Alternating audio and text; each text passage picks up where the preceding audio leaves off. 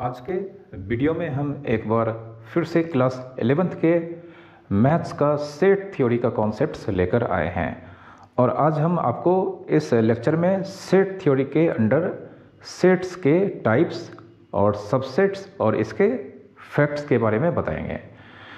तो आइए शुरू करते हैं आज का एक और प्यारा सा लेक्चर।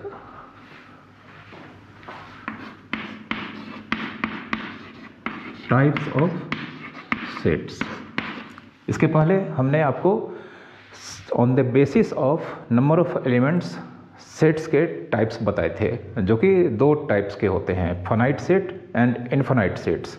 अगर आपने हमारे प्रीवियस लेक्चर्स को नहीं देखा है तो हमारे प्रीवियस लेक्चर्स को जाकर देखें। यहाँ पर आपको फाइनाइट सेट्स और इनफाइनाइट सेट्स के बारे में डिटेल से बताया गया है और साथ ही साथ बहुत ही इम्पॉर्टेंट सेट्स जो फ्रीक्वेंटली हम यूज़ करते हैं मैथमेटिक्स में, उसके कन्वेंशनल सिंबल्स और उसके डेफिनेशंस को बताया गया है। यहाँ पर हम कुछ स्पेशल टाइप्स ऑफ सेट्स के बारे में आपको बताएंगे, जिसमें हम आज सबसे पहले आपको एम्प्टी सेट जिसे दो और नाम से जाना जाता है, नल सेट और वॉइड सेट। नल सेट और वॉइड सेट। तो एम्प्टी सेट क्या होता है? कोई भी सेट जिसमें एक भी एलिमेंट नहीं होता है, एक ऐसा सेट जिसमें नंबर ऑफ एलिमेंट्स जीरो होता है, इसे हम एम्प्टी सेट या नल सेट या वॉइड सेट कहते हैं। मतलब any set which has no elements. कोई भी सेट जिसमें एक भी एलिमेंट नहीं हो उसे हम एम्प्टी सेट या नल सेट या वॉइड सेट कहते हैं। जैसे एक एग्जांपल मान लेते हैं कि सेट है जिसमें ऑल एलिमेंट x है और x यहाँ पर नेचुरल नंबर से बिलोंग करता है एंड x लेस देन 0। तो यहाँ पर एक सेट बिल्डर फॉर्म में डिस्क्रिप्शन दिया गया है, जिसमें बताया गया है कि सेट ए में जितने भी एलिमेंट्स हैं वो वेरिएबल x के वैल्यू को रिप्रेजेंट करता है और x यहाँ पर नेचुरल नंबर है और वो x लेस देन 0। तो लेस देन 0 मतलब नेगेटिव, और हम जानते हैं कि कोई भी नेचुरल नंबर हमारे नंबर सिस्टम में नेगेटिव नहीं होता है, क्योंकि नेचुरल नंबर 1 या उससे आगे 2, 3, 4 जो भी होता है ये सारे नेचुरल नंबर पॉजिटिव होते हैं। तो ऐसा कोई भी नेचुरल नंबर नहीं है जो नेगेटिव हो। तो यहाँ पर इस सेट का जो वैल्यू होगा या कर्ली ब्रैकेट तो यहाँ पर हम लिख सकते हैं, क्योंकि हमें सेट्स के वैल्यू को लिखना है तो कर्ली ब्रैकेट होगा, बट इसके इनसाइड एक भी एलिमेंट नहीं होगा। तो एक भी एलिमेंट नहीं होने के कारण यह एक एम्प्टी सेट को रिप्रेजेंट करता है। ठीक है, यह एक एम्प्टी सेट को रिप्रेजेंट करता है। अब एम्प्टी सेट चूँकि एक खास तरह का स्पेशल सेट है तो इसके सिंबल को फिक्स कर दिया गया है मैथमेटिक्स में। एम्प्टी सेट को रिप्रेजेंट किया जाता है फाई से। तो इसे दो तरह से लिखा जाता है, एक तो इस तरह से और यह एक इस तरह से। तो एम्प्टी सेट के लिए यहाँ पे सिंबल फिक्स कर दिया गया है फाई। ठीक है, ये आपको याद रखना है, ये एक रोमन या ग्रीक सिंबल है जिसे फाई बोलते हैं, PHI फाई। ठीक है, तो देयरफॉर एम्प्टी सेट फाई, और फाई का मतलब होगा यहाँ पर, फाई का मतलब होगा कर्ली ब्रैकेट, बट इसके इनसाइड एक भी एलिमेंट नहीं होंगे। ठीक है, यह एम्प्टी सेट के सिंबल और इसके मीनिंग को यहाँ पर रिप्रेजेंट करता है। ठीक है, एक दो एग्जांपल हम यहाँ पर और लेने जा रहे हैं, आपको बताएंगे।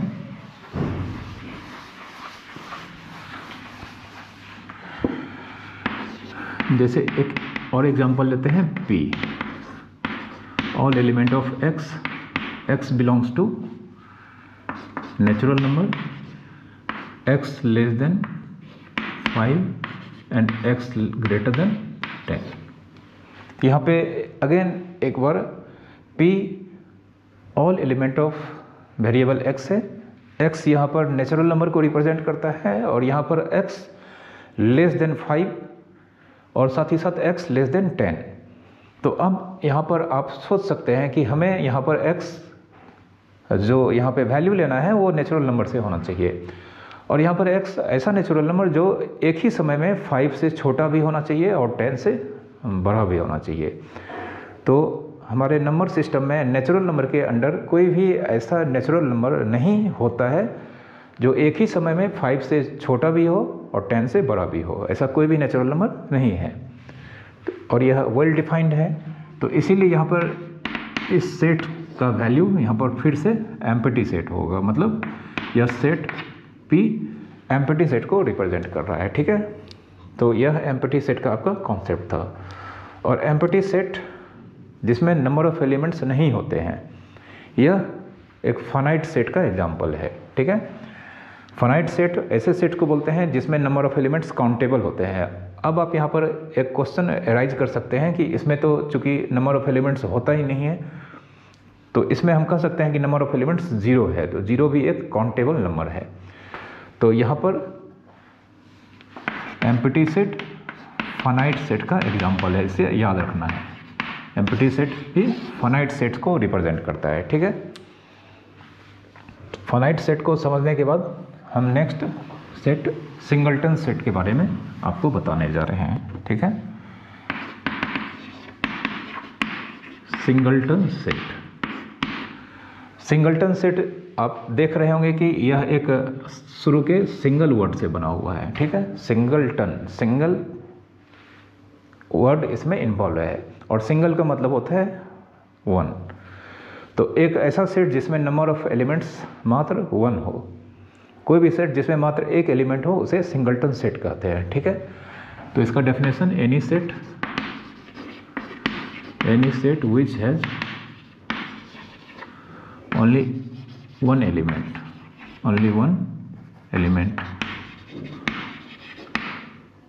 कोई भी सेट जिसमें ओनली 1 एलिमेंट होगा उसे सिंगलटन सेट कहते हैं। ठीक है, जैसे एक example, A all element of x is prime number and x is even. A all element of x है, x प्राइम नंबर है और साथ ही साथ x इवन नंबर है। तो हम जानते हैं जो प्राइम नंबर होता है वह 2, 3, 5, 7, 11, 13 इस तरह से होता है। ठीक है, तो हम यहाँ पर देख सकते हैं जो हमारा प्राइम नंबर स्टार्ट होता है वह 2 से होता है और यह इनफिनाइट नंबर्स में पाए जाते हैं, मतलब इंडेफिनेटली ये एंड नहीं होते हैं। अब यहाँ पर हमारे पास जो सेट ए का डिस्क्रिप्शन है उसमें x के वैल्यू को रिप्रेजेंट करता है सेट ए, और यह x प्राइम नंबर भी होना चाहिए और यहाँ पर x इवन नंबर भी होना चाहिए। तो यहाँ पर आप देख सकते हैं क्लियरली यहाँ पे कि 2 प्राइम नंबर है और इवन नंबर है, बाकी जितने भी यहाँ पर प्राइम नंबर है सभी के सभी ऑड नंबर में आते हैं, मतलब ऑड नंबर के कैटेगरी में आते हैं। तो मात्र 2 ही एक ऐसा प्राइम नंबर है जो इवन भी है और यह सिंगल प्राइम नंबर है जो इवन होता है। ठीक है, तो यहाँ पर सेट ए का वैल्यू अगर हम लिखना चाहेंगे सेट बिल्डर फॉर्म में, टेबुलर फॉर्म में, तो इसमें मात्र एक एलिमेंट हमको दिखेगा और वह एलिमेंट 2 है। इस तरह से यह सेट एक सिंगलटन सेट को रिप्रेजेंट करता है, यह सिंगलटन सेट को रिप्रेजेंट करता है। ठीक है, तो यह सिंगलटन सेट का एग्जाम्पल था। इसके और भी कई सारे एग्जाम्पल्स आपको आपके बुक के एक्सरसाइजेज में मिलेंगे। अब सिंगलटन सेट के बाद हम आते हैं इक्वल सेट्स। इक्वल सेट्स कोई भी 2 सेट्स, चाहे वह फाइनाइट हो चाहे इनफाइनाइट हो, कोई भी 2 सेट्स जिसमें सेम हूबहू सेम एलिमेंट हैं, ये दोनों सेट आपको इक्वल सेट्स कहलाएंगे। कहने का मतलब any 2 sets having exactly same elements, any 2 sets having exactly same elements. जैसे हम एक एग्जांपल को यहाँ पर आपको बताने जा रहे हैं, A all element of x belongs to natural number and x square minus 5x plus 6 equals to 0। और p इक्वल्स टू 2 3। ठीक है, यहाँ पर दो सेट्स का डिस्क्रिप्शन दिया गया है। सेट ए यहाँ पर सेट बिल्डर फॉर्म में है और सेट पी यहाँ पे टेबुलर फॉर्म में है। तो हम सबसे पहले सेट ए को भी हम टेबुलर फॉर्म में रिप्रेजेंट करेंगे। उसके बाद हमें साफ साफ दिखाई देगा कि अगर दोनों में सेम एलिमेंट्स हूबहू सेम एलिमेंट्स हैं तो दोनों सेट यहाँ पर इक्वल सेट्स होंगे, अदरवाइज ये दोनों अनइक्वल सेट्स होंगे। तो सेट के ए के अंदर जो भी एलिमेंट्स x है वह नेचुरल नंबर को रिप्रेजेंट करता है और यह नेचुरल नंबर इस इक्वेशन का सॉल्यूशन होगा। तो हम यहाँ पर इस इक्वेशन को सॉल्व करते हैं। सबसे पहले x square minus 5x plus 6 equals to 0। तो हम इसे फैक्टराइज कर लेंगे। तो x स्क्वायर यह minus 3x minus 2x plus 6 equals to 0 होगा। अब इन दोनों से हम x कॉमन ले लेंगे तो यहाँ पर हमारे पास x माइनस 3 और इन दोनों से माइनस 2 कॉमन लेंगे तो x माइनस 3 इक्वल्स टू 0। तो इस तरह से हमें x minus 3 into x minus 2 0 मिलता है। इससे दो इक्वेशन फर्दर हमें मिलेगा, एक x minus 3 equals to 0 and x minus 2 equals to 0। तो देयरफॉर हमें x इक्वल्स टू 3 और x इक्वल्स टू 2। और यहाँ पर देख सकते हैं यह 3 और 2 इस इक्वेशन को सॉल्व करने पे जो दो वैल्यू आया है यह दोनों का दोनों नेचुरल नंबर को रिप्रेजेंट करता है। यानी कि सेट ए में जो एलिमेंट्स होंगे या सेट ए का जो टेबुलर फॉर्म होगा उसमें 3 एंड 2 ये दो एलिमेंट होंगे। अब आप यहाँ पर कंपेयर करें तो ए में 3 और 2 दो एलिमेंट हैं, पी में भी 2 एंड 3 दो एलिमेंट्स हैं और ए और पी के दोनों एलिमेंट्स एग्जैक्टली सेम हैं। तो इस तरह से यहाँ पे दोनों सेट इक्वल सेट्स हैं। मतलब यहाँ पर कह सकते हैं ए इक्वल्स टू पी। ठीक है, set A equals to set P. जब दो सेट इक्वल सेट होते हैं तो इसे इस सिंबल से रिप्रेजेंट किया जाता है। सेट ए सेट पी लिखेंगे और बीच में इक्वल्स टू का सिंबल यहाँ पर लगाकर हम इसे शो करेंगे। ठीक है, मतलब सेट ए यहाँ पर पढ़ेंगे इसे set A equals to set P, क्योंकि इन दोनों के एलिमेंट्स हूबहू सेम हैं। ठीक है, अब ये दोनों यहाँ पर फाइनाइट सेट्स थे। इस तरह के इनफाइनाइट सेट्स के भी एग्जाम्पल आपको मिल सकता है, इस चीज़ का आप ख्याल रखेंगे। नेक्स्ट हम आपको इक्विवेलेंट सेट क्या होते हैं।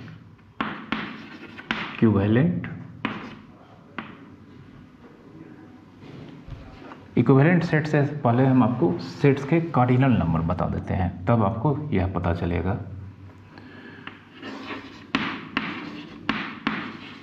Cardinal number of finite set.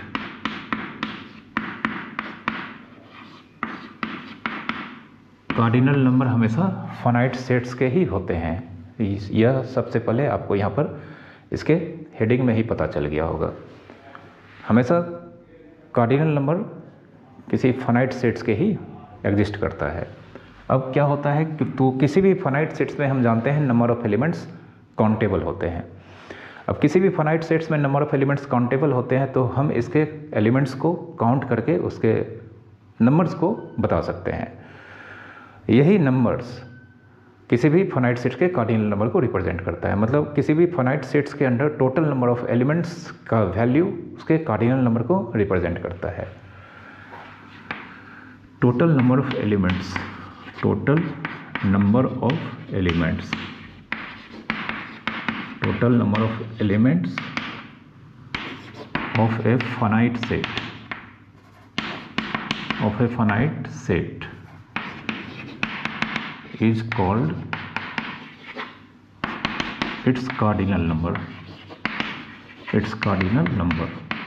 ठीक है, आप इसे याद रखेंगे। एक एग्जाम्पल,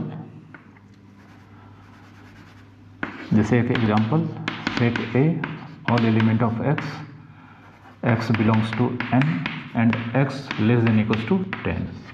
तो यहाँ पर set A all element of x को रिप्रेजेंट करता है जहाँ पर x नेचुरल नंबर है and x less than equals to 10। तो इसके अगर हम टेबुलर फॉर्म को यहाँ पर लिखेंगे तो 1 2 3 अप टू 10 1 से लेकर 10 तक के सारे नेचुरल नंबर इसमें यहाँ पर दिखाई देंगे। इस तरह से हम देख सकते हैं यहाँ पर सेट ए के inside total number of elements 10 है, तो इस सेट का कार्डिनल नंबर 10 होगा। तो देयरफॉर यहाँ पर cardinal number of set A, cardinal number of set ए, जिसके लिए सिंबल मैथमेटिक्स में फिक्स कर दिया गया है। चूँकि हमें इतना बड़ा सेंटेंस लिखेंगे तो काफ़ी टाइम कंज्यूम होगा और हमें अपने टाइम को बचाना है।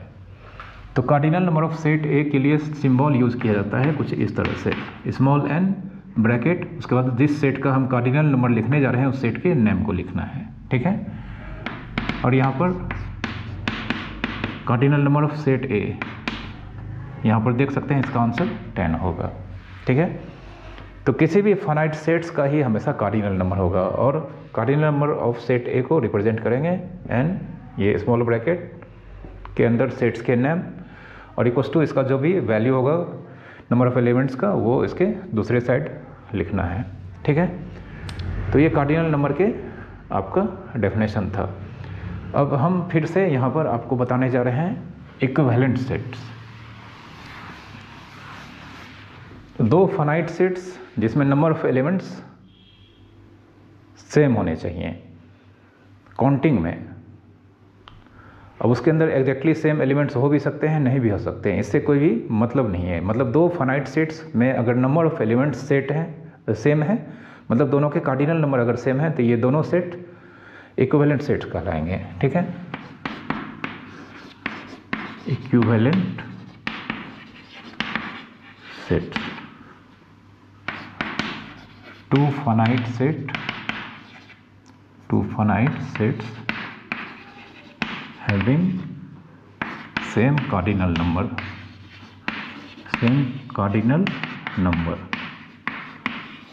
दो फाइनाइट सेट जिसके कार्डिनल नंबर सेम है, मतलब दोनों में दो सेट्स में अगर नंबर ऑफ एलिमेंट्स दोनों फाइनाइट होना चाहिए, नंबर ऑफ एलिमेंट्स अगर इक्वल हैं तो दोनों इक्विवेलेंट सेट्स कहलाएंगे। जैसे एक example, P X is a letter of the word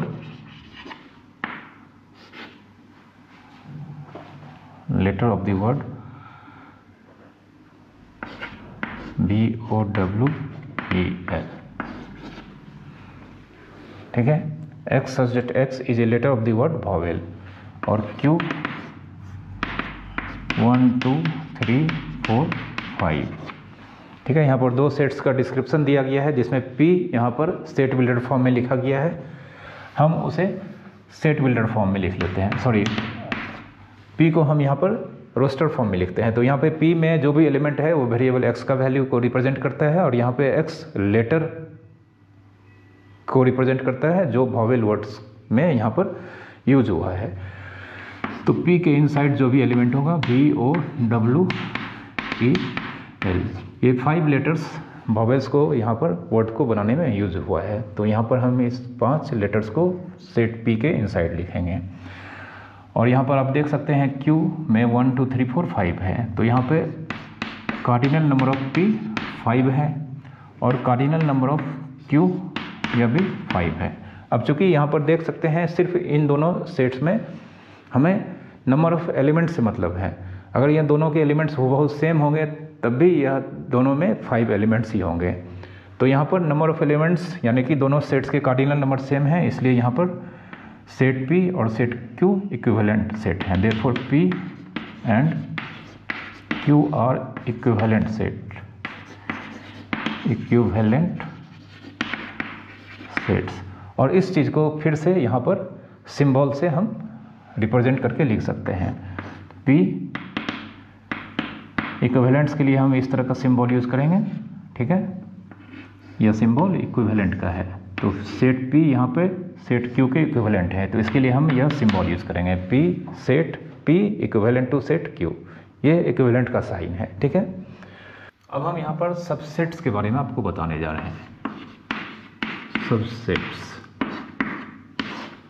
इसे आपको एकदम अच्छे से समझना है क्योंकि सबसेट्स के कॉन्सेप्ट्स आपको सेट्स के अलावा रिलेशंस, फंक्शंस और कैलकुलस में बहुत ही ज़्यादा यूज होते हैं, मतलब यह मैथमेटिक्स में फ्रीक्वेंटली यूज होते हैं। तो सबसेट्स के कॉन्सेप्ट्स को आपको यहाँ से आपको सेट्स के कॉन्सेप्ट्स में जो भी टर्म्स आएंगे इसे आपको अच्छे से समझना है और याद रखना है।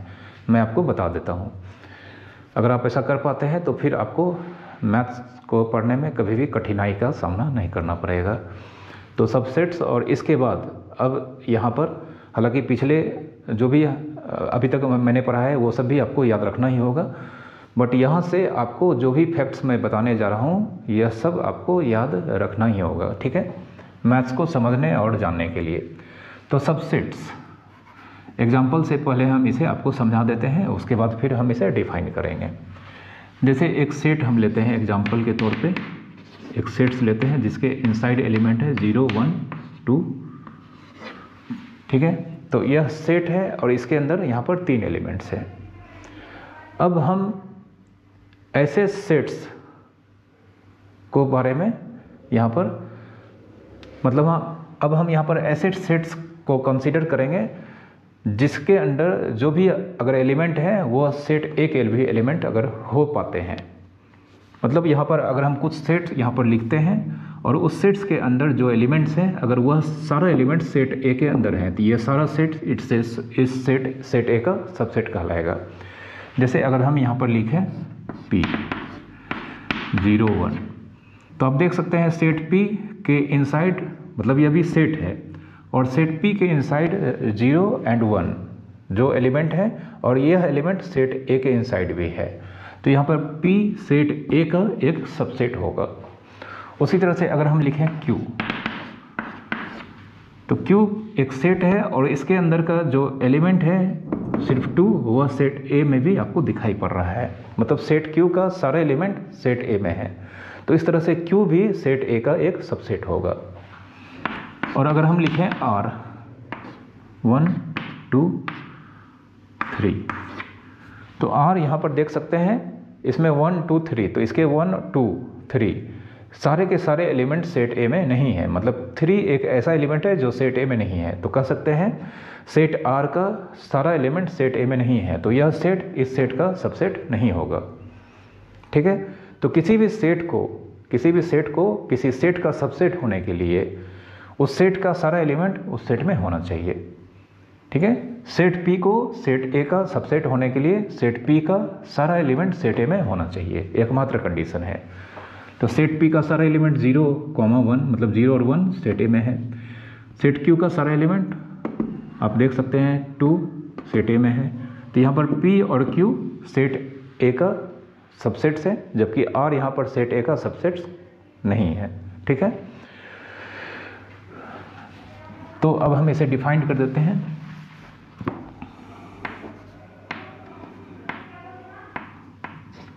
If P is subset of set Q, then all the elements of set P must be in set Q। अगर P सबसेट है सेट Q का तो सेट P का ऑल एलिमेंट्स सेट Q में होना ही चाहिए, ठीक है, यह इसका मतलब है। अब P is subset of set Q, अगर P सबसेट है सेट Q का तो इसे डिनोट किया जाता है सिंबल से। सबसे पहले जो सबसेट है उस सेट का नाम लिखेंगे और यह सबसेट का सिंबल होगा, ठीक है, यह सबसेट का सिंबल होगा। और किस सेट का सबसेट है इसे हम बाद में लिखेंगे, ठीक है। इसे हम पढ़ेंगे P is subset of set Q या set P is contained in set Q। P is subset of set Q या set P is contained in set Q, दो तरीके से हम इसे पढ़ सकते हैं। किसी किसी बुक में आपको इस तरह के भी सिंबल मिलेंगे, तो यह दोनों ही सिंबल यूज होता है। यह सिंबल इसीलिए लिखा जाता है कि कभी कभी सेट P और सेट Q दोनों इक्वल भी हो सकते हैं, तो इक्वल होने में भी सेट P सेट Q का सबसेट होगा, जैसा कि हम अभी आपको दिखाएंगे, ठीक है। अब अगर सेट P सेट Q के सबसेट है तो P भी सेट होगा कोई भी सेट अगर किसी सेट का सबसेट है तो वह सबसेट भी सेट होगा, ठीक है, ये आपको याद रखना है। अब जैसा कि हम यहाँ पर देख सकते हैं सेट ए, यहाँ पर इसमें 3 एलिमेंट्स हैं, तो हम यहाँ पर अब जानना चाहते हैं कि इस सेट ए के टोटल कितने सबसेट्स एग्जिस्ट करेंगे। मतलब किसी सेट्स के अंदर जब वह फाइनाइट सेट्स को रिप्रेजेंट करता है तो उस सेट्स के टोटल कितने सबसेट्स एग्जिस्ट करेंगे, इस बारे में यहाँ पर हम आपको बताएंगे। तो सबसे पहले हम एक एग्जांपल से समझ लेते हैं। सेट्स ए के अंदर जो एलिमेंट्स हैं 0, 1, 2। अब possible subsets of set A अगर हम लिखना चाहेंगे तो सबसे पहले इसमें 3 एलिमेंट हैं, तो सबसे पहले हम इस सेट के एक एक एलिमेंट लेकर जितना भी पॉसिबल सेट्स फॉर्म हो सकता है उसे हम यहाँ पर लिखने जा रहे हैं। तो एक सेट ऐसा होगा जिसमें 0 एज ए एलिमेंट होगा, एक सेट ऐसा होगा, मतलब एक सबसेट ऐसा होगा जिसमें 1 एज एन एलिमेंट होगा, फिर तीसरा 2 एज एन एलिमेंट्स होगा। तो इसके 3 एलिमेंट्स को अगर हम सिंगल एलिमेंट लेकर अगर सबसेट्स बनाएंगे तो 3 ऐसे सबसेट्स हमें फॉर्म होंगे। उसके बाद एट ए टाइम इसके 2 एलिमेंट्स को लेकर हम कितना सबसेट्स बना सकते हैं। तो सबसे पहले अगर हम 0, 1 को लेंगे तो यह एक सबसेट होगा, फिर 0, 2 दूसरा होगा, फिर 1, 2। तो इस तरह से इस कंडीशन में एट ए टाइम इसके 2 एलिमेंट्स को लेकर हम इसे 3 सबसेट्स इसका फॉर्म कर सकते हैं। और एक बार अगर हम इसके 3 एलिमेंट्स को लेकर यहाँ पर सबसेट्स बनाएं तो यह मात्र 1 होगा, ठीक है। तो इस तरह से आप देख सकते हैं कि इसके इनसाइड 3 एलिमेंट्स हैं, तो इसके यहाँ पर 1, 2, 3, 4, 5, 6, 7 सबसेट्स आपको दिखाई पड़ रहे हैं। लेकिन मैथमेटिक्स में कहा गया है कि empty set always every set का एक सबसेट होता है। एम्प्टी सेट जिसमें एक भी एलिमेंट नहीं होते हैं, ये हमेशा किसी भी सेट्स का जो दिया जाता है उसका ऑलवेज एक सबसेट होता है। तो लास्ट में हमें एक सबसेट इसका और लिखना पड़ेगा जो कि एम्प्टी सेट है, ठीक है। यह आप जानते हैं एम्प्टी सेट मतलब 5 को रिप्रेजेंट करता है, ठीक है। तो यहाँ पर 0 मतलब 1, 2, 3, 4, 5, 6, 7, 8 यह हमेशा होगा। मैथमेटिक्स यह कहता है, यह डेफिनेशन मतलब डिफाइन किया गया है कि empty set is always subset of any set. इसे हम यूँ भी समझ सकते हैं कि आप जानते हैं कि इसमें एक भी एलिमेंट नहीं है, एक भी एलिमेंट नहीं, तो सेट सबसेट होने के लिए कहा गया है कि किसी भी सेट का कोई भी सेट सबसेट तभी होगा जब उसका एलिमेंट गिवन सेट में होगा। तो जैसे इसका एलिमेंट इसमें दिखाई दे रहा है, यहाँ पर हम जितने भी सबसेट्स को लिखे हैं ये सारे सबसेट्स सेट हैं और इसके एलिमेंट्स इस सेट में अवेलेबल हैं, इसलिए ये सारे सेट्स इसका सबसेट यहाँ पर हो पाया है। अब इसमें तो एलिमेंट्स है ही नहीं, तो एलिमेंट नहीं है तो हम तो थोड़ी देर के लिए मान सकते हैं यहाँ जो वैकेंट स्पेस है इसमें एयर है, और यहाँ पर हर 2 एलिमेंट्स के बीच अगर वैकेंट स्पेस जो बचा है उसमें भी एयर है।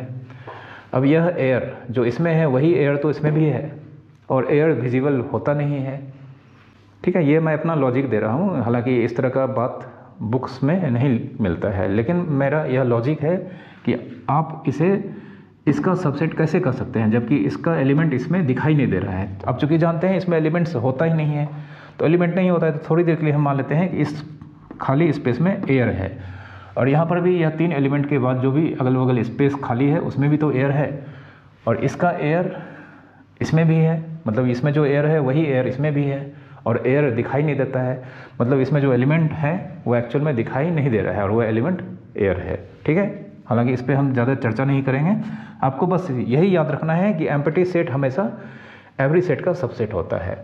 और यह सेट, यह जो सबसेट है ये आप देख सकते हैं, यह मतलब सेट ए को ही रिप्रेजेंट करता है, मतलब कोई भी सेट हमेशा खुद का सबसेट होता है। तो यहाँ पर इस सेट्स में टोटल नंबर ऑफ एलिमेंट्स 3 थे और इसके सबसेट्स यहाँ पर 8 हैं। एक कंक्लूजन है यहाँ पर कि अगर cardinal number of set A अगर P है, कार्डिनल नंबर अगर सेट ए है तो मतलब ये फाइनाइट सेट होगा, अगर cardinal number of set A P है तो total number of distinct, distinct मतलब different, total number of distinct subsets of set A equals to 2 पे पावर p होगा। ठीक है, कोई भी फाइनाइट सेट्स जिसमें नंबर ऑफ एलिमेंट्स हमें मालूम है तो उसके टोटल सबसेट्स सबके सब जो डिफरेंट सबसेट्स होंगे उसका वैल्यू 2 रेज़ टू p मतलब 2 raise to cardinal number of set होगा। ठीक है, जैसे इस एग्जांपल में कार्डिनल नंबर ऑफ a 3 था, तो यहाँ पे total subsets of set a 2 की पावर 3 मतलब 8, और यहाँ पर आप देख सकते हैं 1 2 3 4 5 6 7 8, यहाँ पर सेट ए के टोटल 8 सबसेट्स हैं। ये फाइनाइट सेट्स के लिए एप्लीकेबल है। ठीक है, और यहाँ पर दो बात जो नोटिस करने लायक है, इसे हम आपको यहाँ पर लिख देते हैं, आप इसे याद रखेंगे। फाई मतलब एम्प्टी सेट ऑलवेज सबसेट होगा किसी सेट का। ठीक है, दूसरा कोई भी सेट हमेशा सबसेट होगा सेल्फ का, कोई भी सेट हमेशा सेल्फ का सबसेट होगा। ठीक है, ये आपको याद रखना है। अब यहाँ पर एक एग्जांपल लेते हैं, तब आपको बताएंगे। 2 4 6 8। ठीक है, यहाँ पर सेट ए दिखाई पड़ रहा होगा आपको, यह एक फाइनाइट सेट्स को यहाँ पर रिप्रेजेंट कर रहा है। अब इसका अगर हम टोटल नंबर ऑफ सबसेट्स जानना चाहें, total number of subsets of set ए, तो फार्मूला यहाँ पे होगा 2 पे power cardinal number of set ए। ठीक है, तो 2 पे power cardinal number of set आप यहाँ पर देख सकते हैं 4 है, तो इसका आंसर 16 होगा। ठीक है, अब यहाँ पर 5 सबसेट ऑफ ए होगा ही। अगर एक सेट यहाँ पे हम लें 2 6 8, तो क्या यह सबसेट है? 2 6 8 क्या यह सबसेट है सेट ए का? ठीक है, तो आप कह सकते हैं यह सबसेट होगा ये सेट का, क्योंकि यहाँ पे इस सेट का सारा एलिमेंट 2 6 8 इसका सबसेट है। और अगर 8 6 10 2, तो क्या यह सेट जो यहाँ पर हमने लिखा है, क्या यह सेट इस सेट का सबसेट है? तो आप देख सकते हैं 8 इसमें है, 6 भी इसमें है, 2 भी इसमें है, बट इसका एलिमेंट 10 इसमें नहीं है। तो यह सेट ए का सबसेट नहीं है, और इसे हम लिखेंगे जिस सिंबल से, सबसेट के सिंबल को लिखकर हम सेट्स के बाद सबसेट का सिंबल लिखेंगे, इसे साइलेंटली कट करेंगे। ठीक है, साइलेंटली करके हम सेट का नाम लिखेंगे जिस सेट के बारे में पूछा गया है कि यह इसका सबसेट है या नहीं है। तो यहाँ पर हम इसे पढ़ते हैं, this set is not a subset of set ए। ये सिंबल है, यह symbol not a subset, not a subset का। ठीक है, और यहाँ पे टोटल सबसेट्स इस सेट के 16 हो गए। तो अगर हम इस सारे सबसेट्स को लिखेंगे तो कुछ इस तरह से, सबसे पहले 5 को लिखेंगे, उसके बाद एक एक एलिमेंट को यहाँ पर लिखकर 2 4 6 8। ठीक है, यह 4 एलिमेंट मतलब 4 सबसेट्स होंगे। उसके बाद 2 एलिमेंट लेकर अगर हम बनाएंगे तो 2 4, 2 से फिर 6 के साथ होगा, 2 से फिर 8 के साथ होगा, फिर हम 4 के साथ लेंगे तो 4 6 4 8, आफ्टर दैट 6 8। ठीक है, उसके बाद हम 3 एलिमेंट लेके बनाएंगे तो 2 4 6, आफ्टर दैट यहाँ पर 2 4 8 एंड 2 6 8। फिर से अगर हम बनाएंगे तो 4 6 8। ठीक है, 2 4 6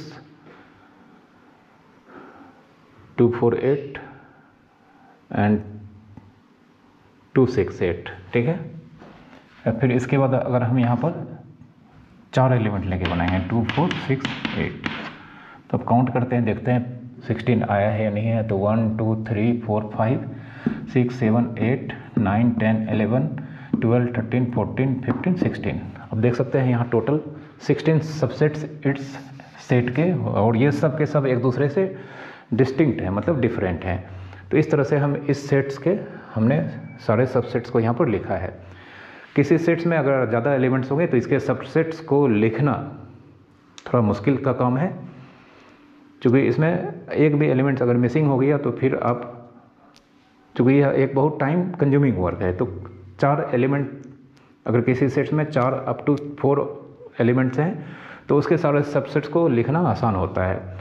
और अगर मोर देन 4 एलिमेंट्स होता है तो फिर हम उसके सारे सबसेट्स को लिखने में एक तो टाइम टेकिंग, लिख तो सकते हैं बट यह टाइम टेकिंग होता है और इसके क्वेश्चंस नहीं आते हैं। जनरली हमें सेट्स के टोटल कितने सबसेट्स होते हैं इस फैक्ट्स के कंसर्न सारे बातों को स्टडी करना होता है। ठीक है, क्या क्या सबसेट्स हैं इसके मतलब यहाँ पर कम यूज होते हैं। ठीक है,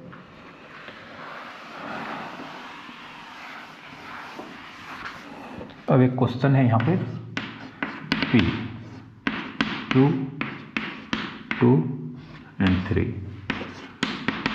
right all subsets of P। Set P के यहाँ पर हमें सारे सबसेट्स लिखने हैं।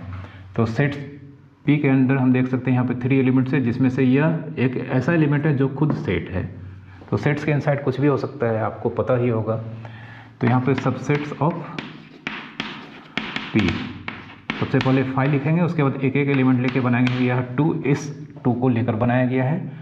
उसके बाद इस एलिमेंट को हम लिखेंगे। अब आप कहेंगे कि सर इसमें, आप इसमें कह सकते हैं कि इस एलिमेंट को लिखने के बाद क्या हमें फिर से कर्ली ब्रैकेट डालना होगा? यस, डालना होगा, क्योंकि अभी हमने इस एलिमेंट को लिखा है। अब यह सबसेट तब तक नहीं होगा जब तक हम कर्ली ब्रैकेट यहाँ पर यूज़ नहीं करेंगे, तभी तो हमें पता चलेगा कि यह एलिमेंट इस सेट में है और यह इस सेट का दूसरा सबसेट है। उसके बाद 3, उसके बाद हम 2, 2 कर्ली ब्रैकेट, फिर 2, 3 और एक बार खुद यह पूरा का पूरा सबसेट्स। तो इस तरह से यह सेट P के हमने सारे सबसेट्स को यहाँ पर लिखा है। ठीक है,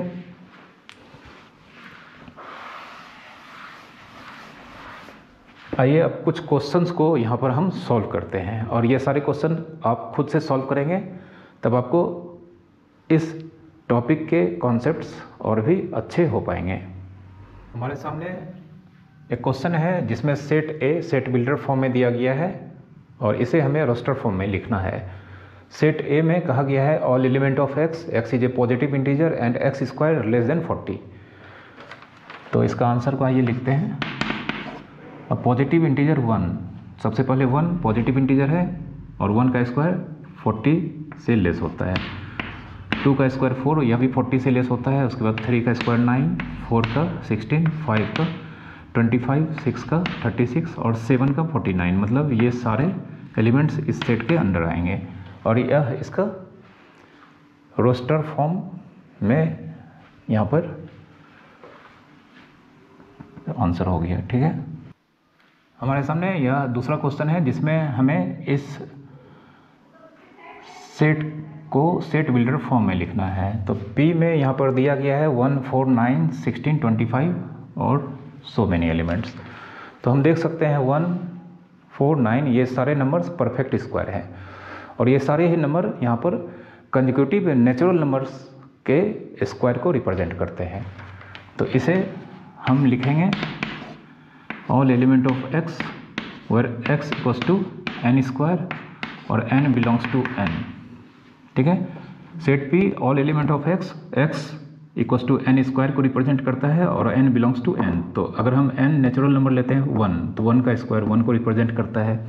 नेक्स्ट नेचुरल नंबर 2 लेंगे, 2 x का वैल्यू 2 स्क्वायर 4, फिर उसके बाद 3 का स्क्वायर 9, 4 का 16, 5 का 25। इस तरह से यह हमें यहाँ पर इस सेट का सेट बिल्डर फॉर्म में यह आंसर आ चुका है। ठीक है, हमारे सामने तीसरा क्वेश्चन है जिसमें हमें फिर से इस सेट को हमें लिखना है रोस्टर फॉर्म में, जिसमें कहा गया है set A all element of x और x belongs to integer and x square less than equals to 4। तो आइए लिखते हैं इसे। तो इंटीजर्स अगर हम यहाँ पर 0 से स्टार्ट करें, 0, 1, 2, 3 और इधर भी -1, -2, -3। तो 0 का स्क्वायर 0 लेस देन 4, तो 0 इसमें आएगा। फिर 1 लेते हैं, 1 का स्क्वायर 1 होता है जो भी 4 से छोटा है, तो 1 भी इसमें आएगा। 2 का स्क्वायर 4, तो यहाँ पे लिखा गया है x का स्क्वायर लेस देन इक्वल्स 2, मतलब 4 के इक्वल्स भी हो सकता है, तो 2 का स्क्वायर 4 होता है, तो 2 भी इसमें लिया जा सकता है। फिर -1 का स्क्वायर 1 होता है, तो -1 भी हम इसमें ले सकते हैं। फिर -2 का स्क्वायर 4 होता है, तो -2 भी ले सकते हैं। इसके बाद हम इसमें कोई भी इंटीजर्स को शामिल नहीं कर सकते हैं, तो यह इसका फाइनल आंसर हुआ। ठीक है, नेक्स्ट क्वेश्चन में हमें इन दोनों सेट को सेट बिल्डर फॉर्म में लिखना है, जिसमें C यहाँ पर दिया गया है 5, 25, 125 एंड 625। तो इन सारे एलिमेंट्स को गौर से देखने पे यह एक पैटर्न में नज़र आ रहा है कि यहाँ पर 5 के एक्सपोनेंट्स के वैल्यू को रिप्रेजेंट कर सकता है, यहाँ पर करता है। मतलब जैसे 5 का एक्सपोनेंट अगर 1 होगा तो उसका आंसर 1 होगा, और 5 का एक्सपोनेंट अगर 2 होगा तो 25 होगा, 5 का एक्सपोनेंट अगर 3 होगा तो 125, और 5 का एक्सपोनेंट अगर 4 होगा तो 5 का एक्सपोनेंट अप टू 4 तक के आंसर को यहाँ पर लिखा गया है। तो आइए हम इसे लिखते हैं, C को all element of x equals to 5 पे पावर n, और n का वैल्यू नेचुरल नंबर है जो 1 से लेकर 4 तक, तो हम यहाँ पे लिखेंगे n belongs to n and n less than equals to 4। यह इसका सेट बिल्डर फॉर्म में आंसर हुआ। ठीक है, उसी तरह से D के एलिमेंट्स को अगर हम गौर से देखें तो यह भी एक पैटर्न में नज़र आता है। जैसे फर्स्ट एलिमेंट 2 है, सेकेंड एलिमेंट 4, मतलब 2 इंटू 2, फिर यह 2 इंटू 3, सॉरी यह 2 और यह 2 का स्क्वायर, यह 2 का पावर 3, यह 2 का पावर 4 और यह 2 का पावर 5। तो यह भी 2 के एक्सपोनेंट के फॉर्म में यहाँ पर लिखा गया है। तो D को भी लिखते हैं, all element of x equals to 2 raise to n belongs to यहाँ पे नेचुरल नंबर, और यहाँ पे 2 पे पावर 5 35 होता है, यहाँ पे n less than equals to 5, यह इसका आंसर होगा। ठीक है, यह D का आपका सेट बिल्डर फॉर्म में आंसर होगा। ठीक है, क्वेश्चन नंबर 5 यहाँ पर हमें इसे रोस्टर फॉर्म में लिखना है, जिसमें सेट M का यहाँ पर सेट बिल्डर फॉर्म में डिस्क्रिप्शन दिया गया है कि all element of x where x equals to an। यहाँ पे n नेचुरल नंबर को रिप्रेजेंट करता है, और an+2 इस एलिमेंट को निकालने का यह फार्मूला दिया गया है, जिसमें फर्स्ट टर्म a1, मतलब पहला एलिमेंट a1 का वैल्यू 1 है, दूसरा एलिमेंट a2 का वैल्यू 2 है। ठीक है, तो आइए इसको हम यहाँ पर लिखते हैं, a1 1 है, a2 2 है, तो यहाँ पर हमें a3 से इसके एलिमेंट को मालूम करना होगा। अब चूंकि यहाँ पर दिया गया है an+2 equals to an+1 plus an, अब a1 a2 तो दिया गया है, तो a3 हमें यहाँ से तभी मिलेगा जब हम n का वैल्यू 1 रखेंगे। ठीक है, तो when n इक्वल्स टू 1, तो therefore a1 plus 2 equals to a, n की जगह पे 1 प्लस 1 और यहाँ पे a1, और ये हो गया a3 यहाँ पर a2 प्लस a1, तो a2 का वैल्यू आप देख सकते हैं 2 है, और a1 का वैल्यू 1 है, तो यहाँ पर 3, तो a3 का वैल्यू 3 होगा। ठीक है, उसी तरह से अगर n का वैल्यू 4 रखेंगे, n का वैल्यू 4 नहीं, n का वैल्यू यहाँ पर, अब हमें 4 निकालना है तो n का वैल्यू 2 रखेंगे, तो देयरफॉर a2 प्लस 2, यहाँ पर a2 प्लस 1 प्लस a2, तो यह एलिमेंट a4 हो जाएगा, और यह a3 और यह a2। a3 यहाँ पर 3 है और a2 यहाँ पर 2 है, जो कि 5 होगा। अब आप यहाँ पर कुछ पैटर्न को देख सकते हैं कि a1 1 है, a2 2 है, a3 3 है, a4 5 है। ठीक है, तो 1 2 3, उसके बाद सीधा 5 पे चला गया। एक और एलिमेंट निकालते हैं तो कुछ पैटर्न पता चलेगा। यहाँ पे n इक्वल्स टू 3 लेते हैं, तो a3 plus 2 equals to a3 plus 1 plus a3, तो यह a5 हो जाएगा, और यहाँ पर a3 प्लस 1 a4 होगा, और यह a3, तो a4 की वैल्यू हमने 5 निकाला है, और a3 का वैल्यू हमने 3 निकाला है, यह 8 होगा। ठीक है, तो यह किसी खास पैटर्न में नहीं दिखाई दे रहा है, तो इसका आंसर हम लिखेंगे, देयरफॉर m इक्वल्स टू 1 2, उसके बाद थर्ड टर्म यहाँ पर A3 यहाँ पर 3 आया है, उसके बाद A4 5 आया है, 8 डॉट डॉट डॉट। ठीक है, यह इसका आंसर हो गया आपका रोस्टर फॉर्म में। ठीक है, तो इस लेक्चर को आज हम यहीं पर समाप्त करते हैं। उम्मीद करता हूँ कि आपने सारे फैक्ट्स आज के लेक्चर में जो हमने बताया है वो अच्छी तरह से समझ पाए होंगे। वीडियो को प्लीज़ लाइक कर दीजिएगा और चैनल को अगर आपने अभी तक सब्सक्राइब नहीं किया है तो प्लीज़ जाकर इसे जल्दी से सब्सक्राइब कर लें और साथ ही साथ इसे शेयर करें। Thank you very much for watching.